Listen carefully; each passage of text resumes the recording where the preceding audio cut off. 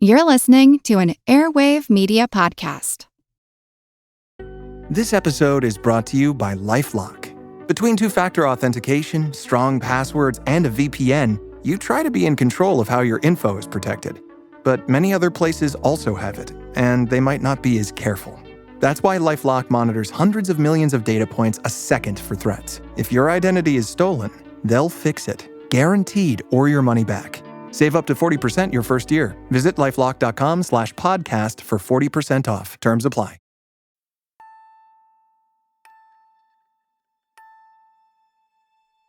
In 1994, in recognition of his efforts to achieve peace in the Oslo Accords, Israeli Prime Minister Yitzhak Rabin received the Nobel Peace Prize alongside former and future Prime Minister Shimon Peres and chairman of the Palestine Liberation Organization, Yasser Arafat.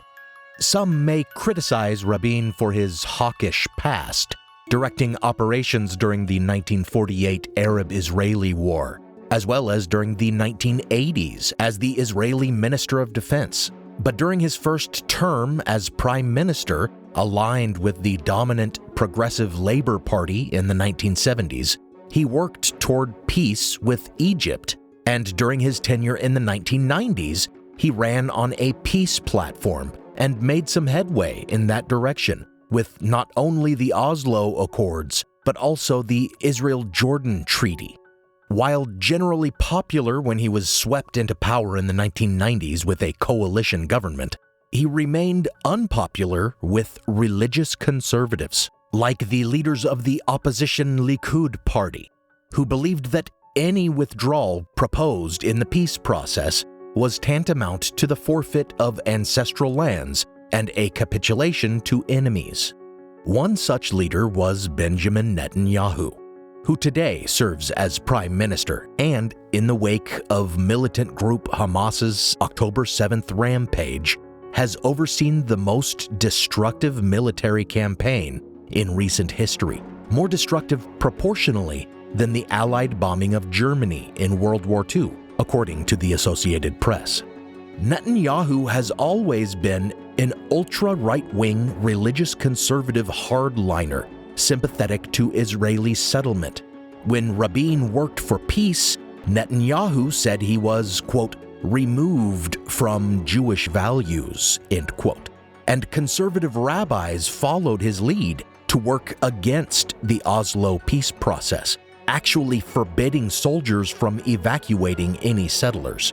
His party organized protests in which Rabin was called a quote-unquote traitor and quote-unquote murderer, where could be seen pictures of Rabin in a sniper's crosshairs and effigies that depicted him as a Nazi.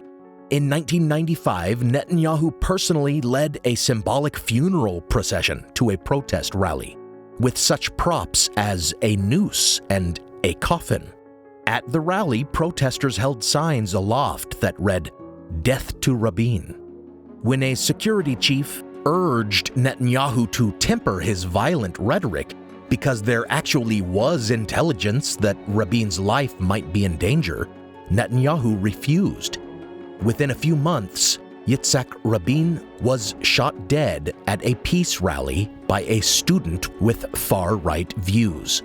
Every year, Rabin's assassination is memorialized, and in marking that anniversary, even as recently as 2022, politicians in Rabin's Labour Party, which has fallen out of power as politics in Israel have moved further and further to the right, have suggested that Benjamin Netanyahu was complicit in the murder of Yitzhak Rabin, that his violent rhetoric incited the murder.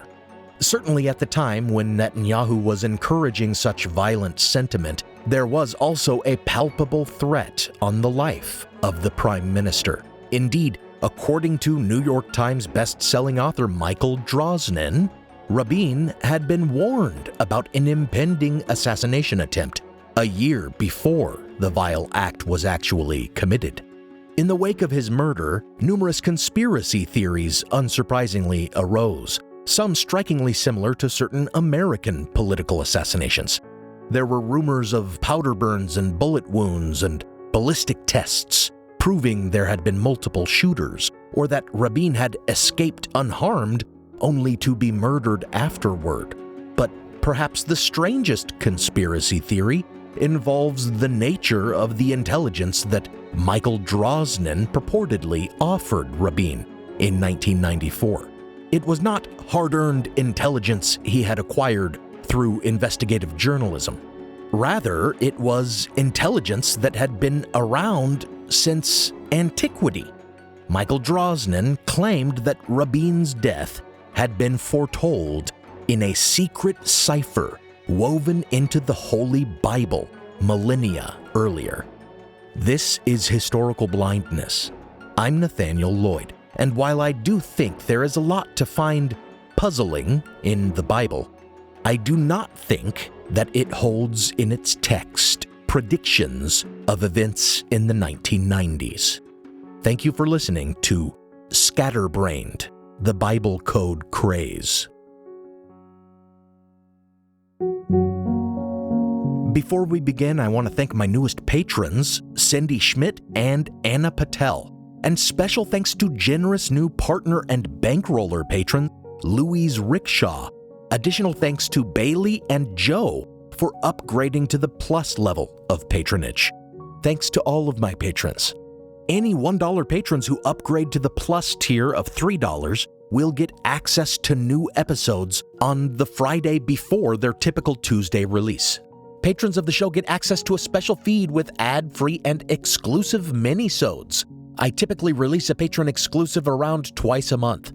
For example, during my Shakespeare series, I released a minisode all about the Marlovian theory that Christopher Marlowe wrote the works attributed to Shakespeare, and a minisode about a dubious authorship theory regarding another beloved British author, the originator of which actually reached out to me, hoping I would platform him and his weak claims. I share my process of evaluating him and his claims in that minisode, as a peek behind the scenes. If you hear the word minisode and think these pieces are insubstantial, they're actually fully produced and researched episodes, usually around 10 to 15 minutes in length. And I intend to keep producing around 2 a month, even if I am able to move the podcast to a weekly schedule. Patron feeds also get episodes early, and as mentioned, their episodes are not interrupted by advertisements or Patreon pitches like this. So visit patreon.com/historicalblindness and support the show. Or you can support what I do with a one-time gift donation at historicalblindness.com/donate, or at the PayPal link in the show notes, or on Venmo at Historical Blindness. Now, on with the episode.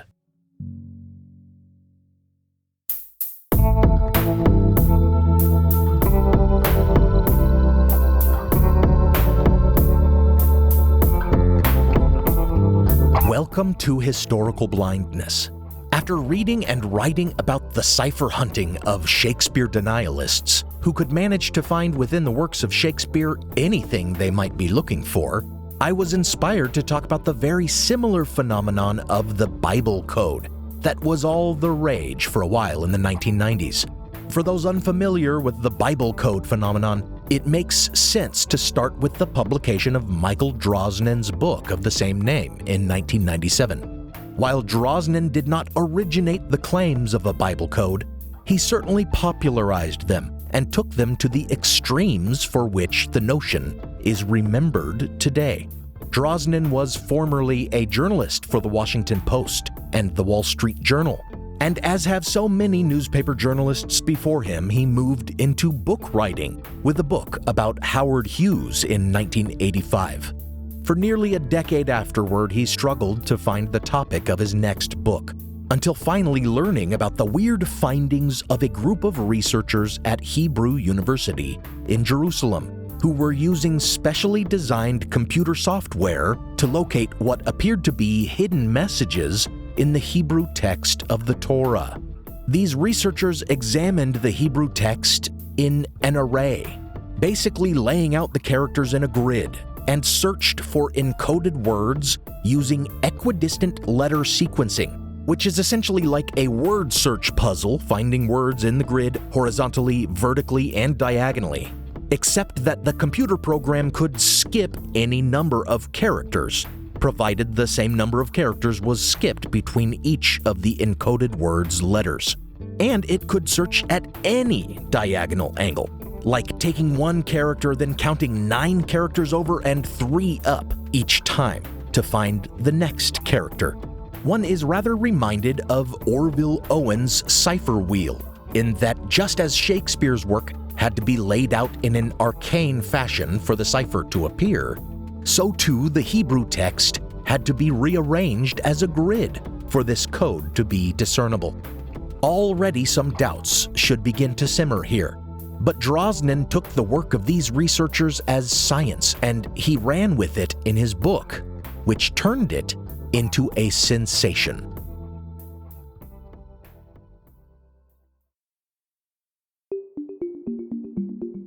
By finding words in the text and then searching in the same array for nearby words and dates, he claimed that historical events had somehow been predicted within the text of the Torah in antiquity.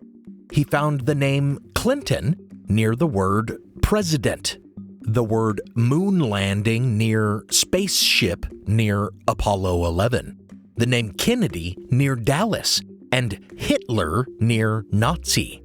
The very nearness of these terms to each other in the text, Drosnin argued, meant it was statistically impossible to have occurred randomly by coincidence. Over the course of a few books, armed with the computer program he claimed to have found predicted within the letter arrays of the Torah's text, the Oklahoma City bombing, the Clinton-Lewinsky affair, the Bush-Gore election fiasco, and even 9/11. However, these were all ex post facto, as most of the predictions found with the Bible code must be, since one does not know what words to look for until after the events have transpired. However, Drosnin's most compelling claim that he discerned within the text of the Torah that Yitzhak Rabin would be killed in 1995 and that he'd tried to warn him would seem to indicate that the Bible code can be used to predict the future and not just the recent past. But Drosnin's ability to predict the future with the Bible code seems less impressive when we learn that he used it to make other predictions about the world ending in the year 2000, about imminent nuclear holocausts, about further terror attacks on the US using Libyan WMDs, and about Yasser Arafat's assassination, none of which actually occurred. Drosnin's explanation is that the Bible code actually contains all eventualities, that, quote, all probabilities may be there, and what we do may determine what actually happens, end quote. So apparently the Bible code contains all possible eventualities. The multiverse of potential outcomes can be found encoded within it. By this logic, Drosnin was able to claim that his predictions did not come true because he had personally deterred them by warning of them. Of course, if the code really does predict all probabilities, which seems impossible given just the limitations of the letter array used, then it would seem that it actually predicts nothing.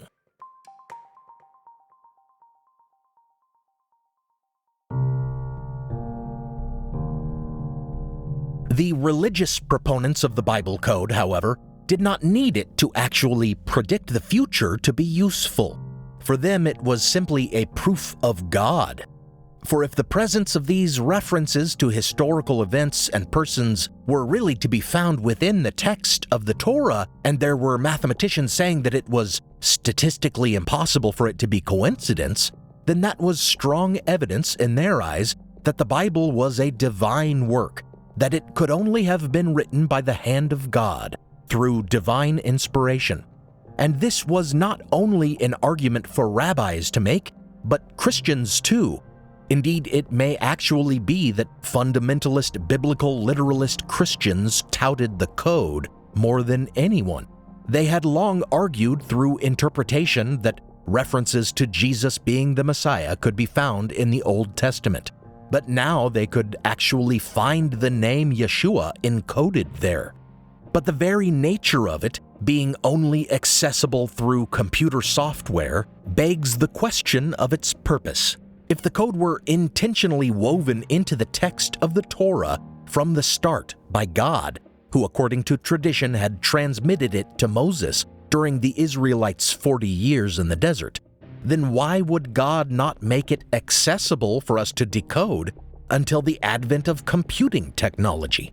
Believers in the code will say that it was placed there to serve as convincing evidence of the divinity of the text and of God's omniscience, and was only intended to bolster faith in these latter days. However, as we've seen, the predictions supposedly embedded within the text are fallible, maybe accurate, maybe not. So it's not very compelling evidence of an all-knowing intelligence having composed the scriptures. Drosnin has suggested that the fallibility and false predictions are baked into the code, quote, to preserve free will, end quote.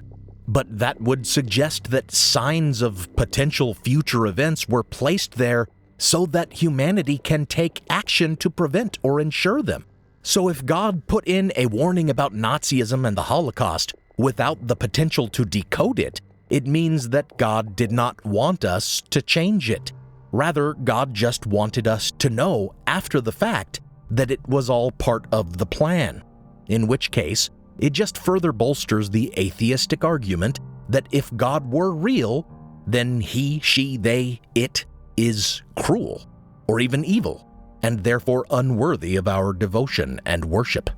Michael Drosnin, who does not profess to be religious, nevertheless also insists that there must be some supernatural intelligence at work, so he looks to ancient aliens, suggesting that, quote, the Bible code is in fact an alternative form of contact for intelligent life beyond this planet, end quote, quoting physicist Paul Davies to suggest that it was only meant to be deciphered later in our technological development because it has been, quote, programmed to manifest itself only when civilization on Earth crossed a certain threshold of advancement, end quote.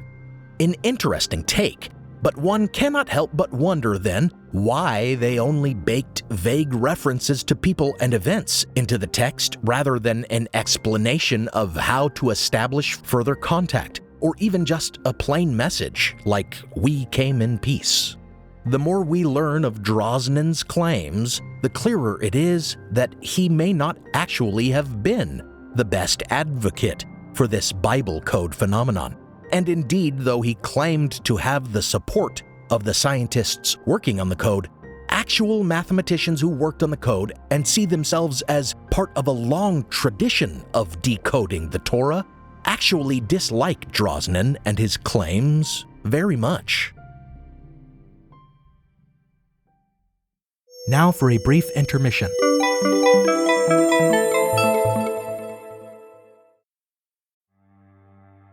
As listeners of Historical Blindness, you're no strangers to the fact that history is a lens through which we can better understand the present. Or as Shakespeare put it, what's past is prologue. History is the indispensable context without which we cannot hope to truly understand current events. You understand that, and so do the creators of the American Scandal podcast. Every season, they immerse listeners in the biggest controversies in U.S. history, helping us understand America's dark side and learn from its troubled past. Its latest season, Ruby Ridge Standoff, delves into an incident that sowed the seeds for the rise of the modern radical right. It transports you to 1992, where in a remote corner of Idaho, federal law enforcement surround a small cabin. They've come for Randy Weaver, a survivalist who took his family to the mountains in anticipation of the apocalypse.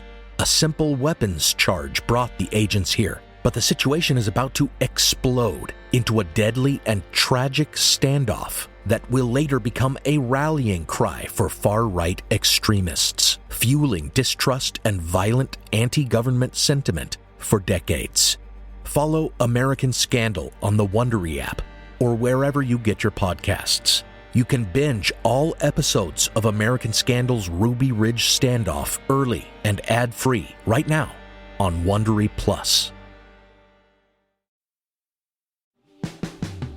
Every summer, I'm careful to avoid getting burned. My summer plans always include applying sunscreen so I can attend barbecues and protests without worrying about getting scorched. And when I make my plans by making phone calls, I also don't want to get burned by an outrageous wireless bill. That's why I switched to a Mint Mobile plan and saved enough to take a summer vacation.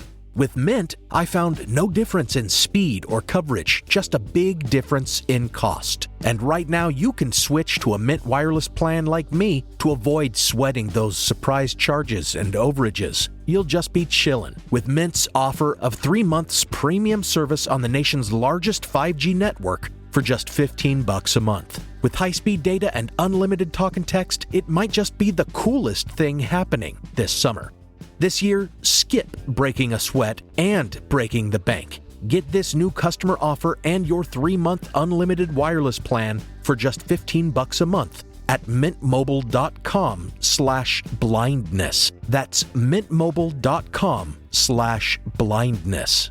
Upfront payment of $45 required, equivalent to $15 a month. Limited time new customer offer for first 3 months only. Speeds may slow above 35 gigabytes on unlimited plan. Taxes and fees extra. See Mint Mobile for details. Now, back to the show.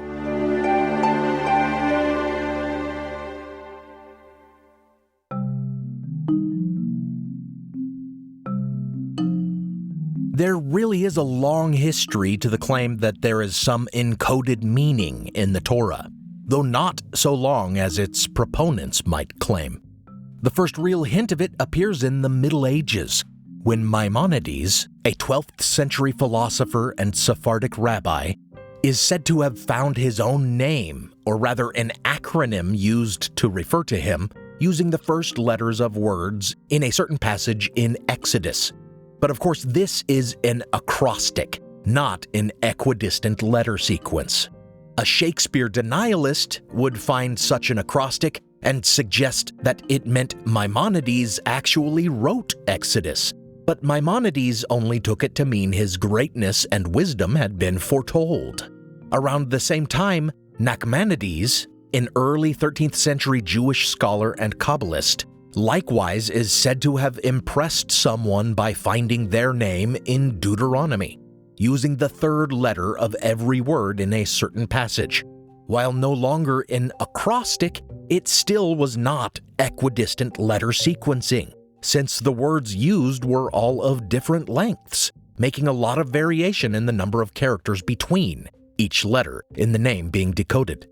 Having entered the age of the Kabbalah, a big focus of which was on the decryption of hidden meaning in Scripture, we come closer to the development of the idea of the Bible code.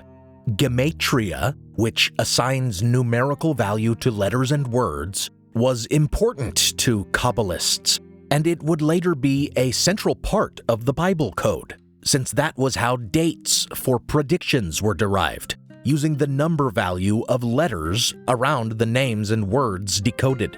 Later that century, Rabbi Bachia ben Asher wrote cryptically about a Kabbalistic decryption of Genesis involving counting to its 42nd character and then counting 42 letters between each character.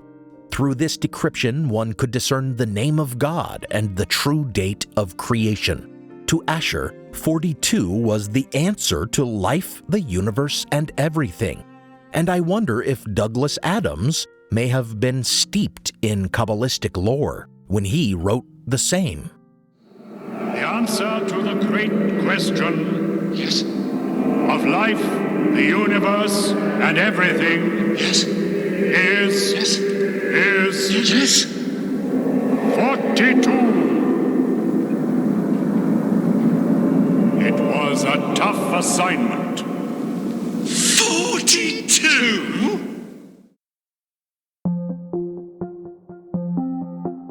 The final development of the Bible code concept would come many centuries later when another rabbi, Michael Ber Weissmandl, a Talmudic scholar and mathematician, became very interested in Kabbalistic codes like these. Weissmandl was a hero during the Holocaust, forming an underground organization called the Bratislava Working Group in Slovakia that saved the lives of many Jews by ransoming them from German officials and transporting them to safety.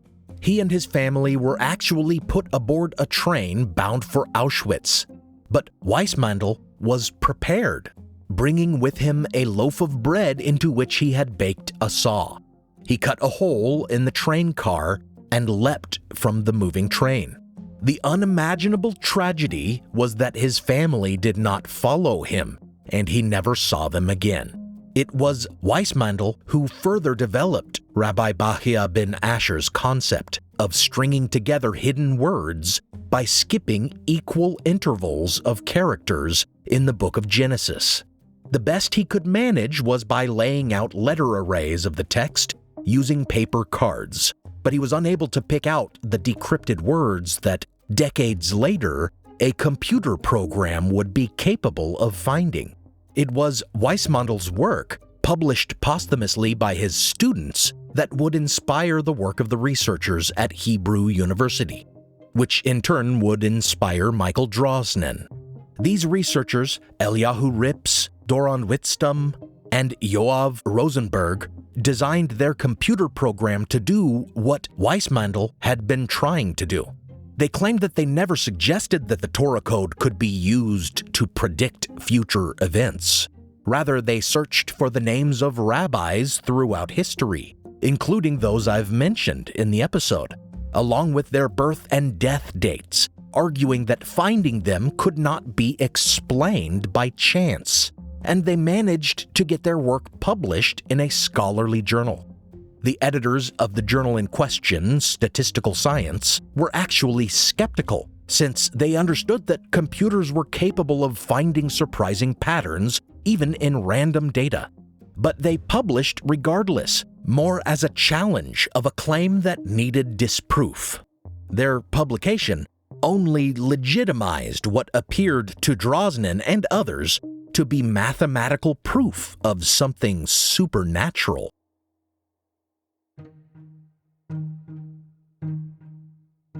Of course, for any such argument to work, for the messages picked out of the Torah by computers using equidistant letter sequencing to have been a deeply encoded message, whether left by God or aliens, the Torah would have to be unchanged, down to the letter, from its original reception.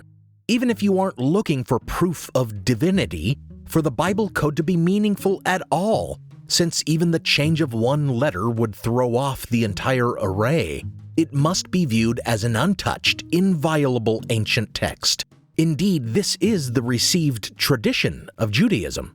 Moses is said to have received it, whether from God or aliens, and it is said to have been preserved perfectly through succeeding ages by prophets and scribes, as in Deuteronomy it is expressly forbidden to make any additions or deletions.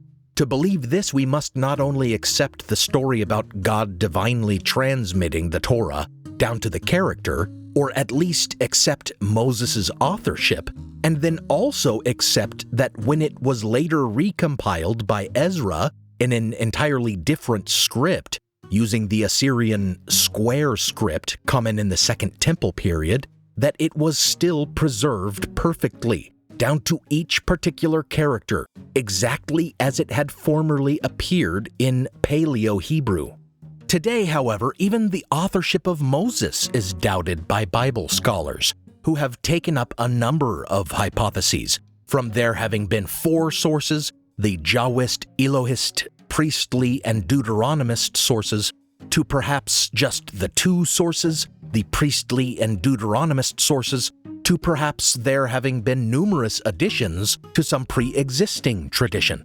What is basically agreed on is that, like other ancient works, they had their origins in oral tradition, and when put into writing, were changed by more than one author and/or redactor. and variations are even observable today, with the text of the oldest complete manuscript, the Leningrad Codex, differing in numerous places from the standard text first published by typographer Eliyahu Koren in 1961. Whatever your view on it, though, to argue that the code has been perfectly preserved since Moses in the desert seems manifestly incorrect, since the letter arrays used in the decoding are not even in the Paleo-Hebrew script in which Moses would have transcribed the words of God.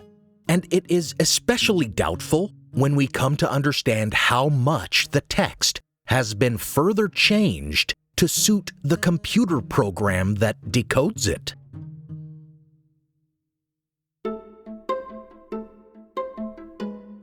One element of the argument about the preservation of the exact text of the Torah has to do with the preservation of its vowels. In the Hebrew alphabet, indications of vowel sounds are recorded in points, the dots added to characters essentially as diacritics, such that a Hebrew character may be vowelized. There are also certain weaker consonants that can serve as vowel letters, and though today there is a trend of full spelling using these characters, traditionally, and especially in the transmission and study of Scripture, the points were used to indicate vowels. However, inscriptions in which the Torah had been preserved did not include the points, nor did many a hand-copied manuscript version, since it saved the scribe much work to omit the points.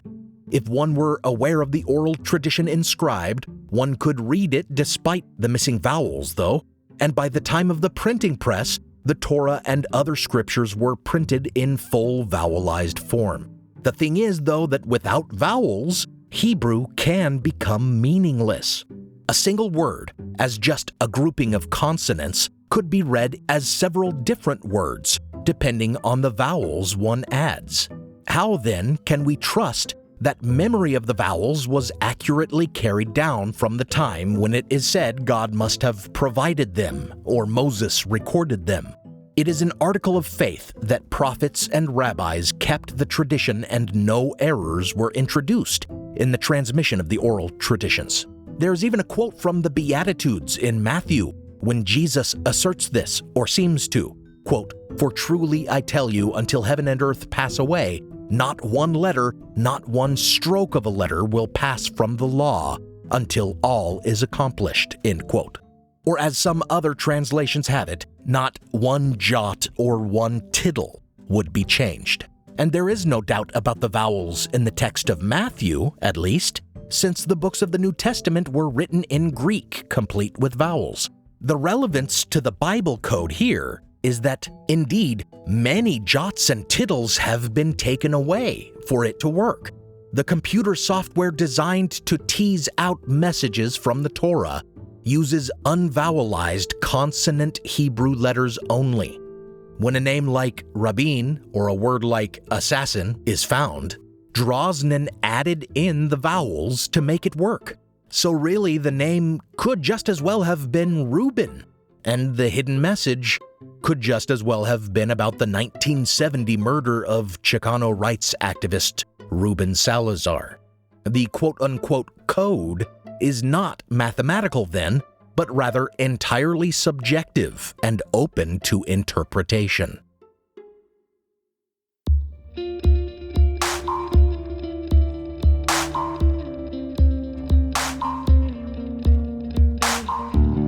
To further demonstrate the flexibility of the Bible code, when Drosnin or the Hebrew University researchers make claims that years can be found in close proximity to words, keep in mind that they are using gematria, taking the numerical value of letters in the area, and then picking which value to use, as there are numerous gematria alphabets, and they are also choosing which calendar to use.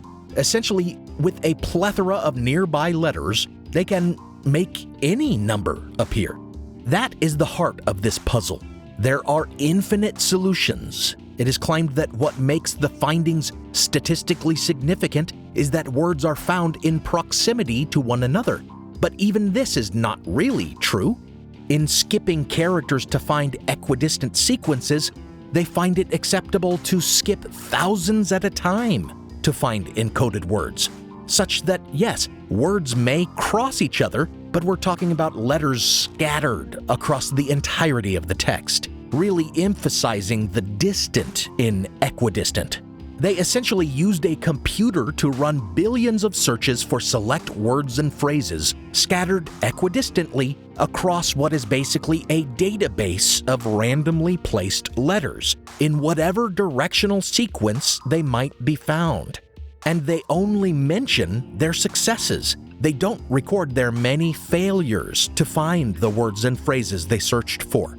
But they claim it was a statistical improbability that they found what they did find, unless it was encoded there on purpose. And they further claimed that no other text could produce such hits.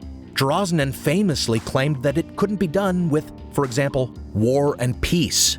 But of course, you wouldn't be removing vowels from that work, now would you? The researchers at Hebrew University took it further. While Drosnin happily used other books of the Old Testament, like Daniel, they insisted that no other work besides the works attributed to Moses were so encoded, and they used Isaiah as a control. Many a claim was made about the statistical unlikelihood that such things could be found within the Torah. But skeptics gladly took up the challenge, especially David E. Thomas, and found many examples of supposedly hidden messages in other works without even needing to remove vowels. In the King James Version of Genesis, which by the researchers' own rules should not have a Bible code since it is in English, he found the words Roswell and UFO. When Drosnin publicly challenged his critics to find messages about someone's assassination in Moby Dick, mathematician Brendan McKay did just that, finding supposedly encoded indications about the deaths of Trotsky, Gandhi, Robert Kennedy, and Martin Luther King Jr. in Herman Melville's novel. Thomas pointed out that it was actually very common and easy to find the words Hitler and Nazi in many texts. Any work with the word generalization, for example, contained the word Nazi with a skip of only 2 letters. To really prove his point, Thomas used the text of Drosnin's own book and found the hidden message, quote, "The code is a silly snake oil hoax," end quote.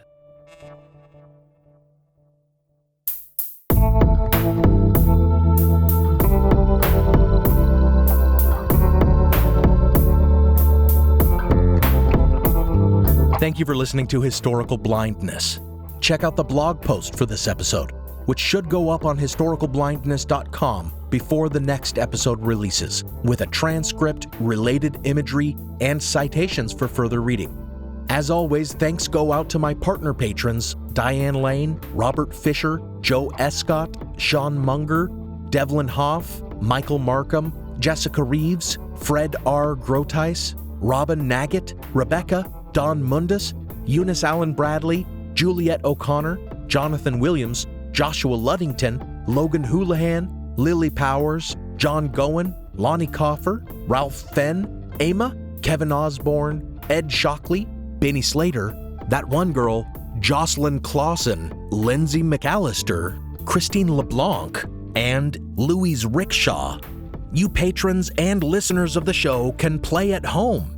Google Fun with the Bible Code, where you can download programmer Dimitri Brandt's program to run equidistant letter sequencing tests yourself. You could even load it with the text of my episode transcripts and prove that my blog posts too predict astonishing things.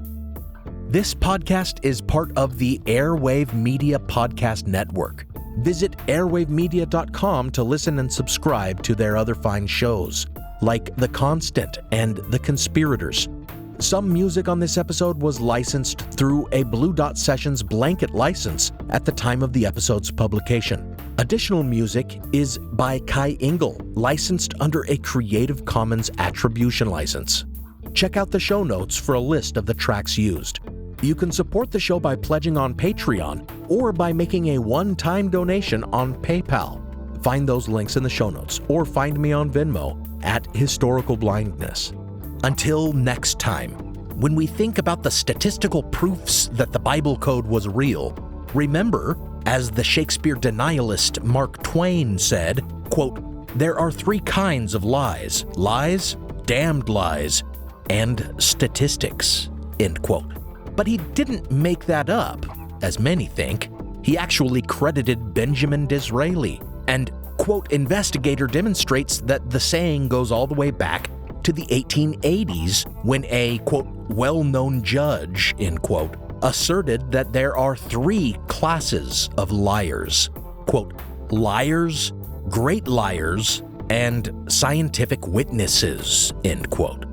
Although I dislike the anti-science sentiment, it sure was true in this case. But it should be pointed out that through further testing, the Bible code nonsense was disproved. And that is science.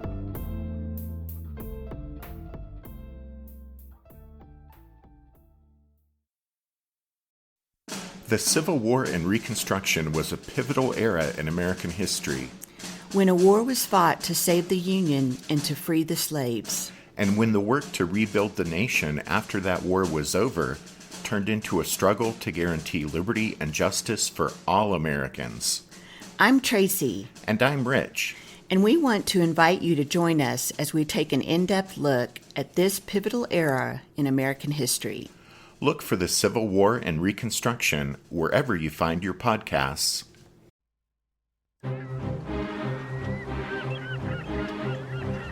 Hello, this is Matt from the Explorers Podcast. I want to invite you to join me on the voyages and journeys of the most famous explorers in the history of the world.